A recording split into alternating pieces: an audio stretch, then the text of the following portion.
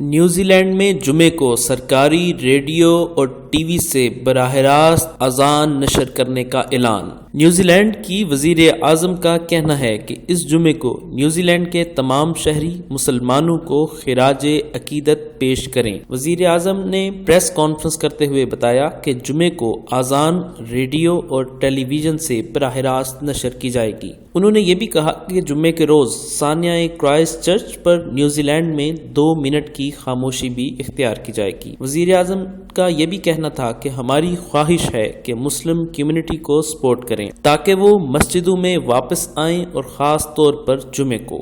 وزیر اعظم نے کہا کہ دہشت گرد کی بجائے بچھڑنے والوں کو یاد رکھا جائے۔ میتوں کی 24 گھنٹوں میں تدفین نہ ہونے پر لواحقین کے دکھ کا احساس ہے۔ نسل پرستی سے انتہا پسندی کو بڑھاوا ملتا ہے۔ مجھے اپنے ملک پر توجہ دینی ہے، ٹرمپ کے جواب پر نہیں۔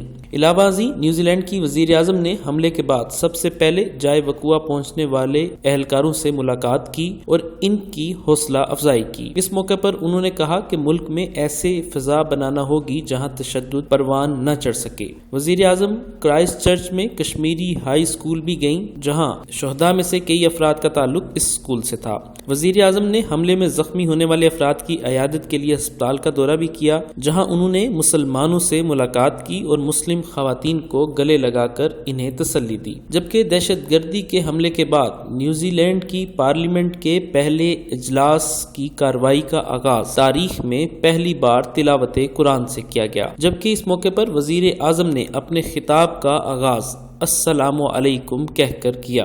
نیوزی لینڈ میں مساجد پر حملے کے بعد وزیر اعظم نے جس طرح سوگوار خاندانوں کے ساتھ تعزیت کی اور عالمی سطح پر جس رد عمل کا اظہار کیا، اسے دنیا بھر میں سراہا جا رہا ہے۔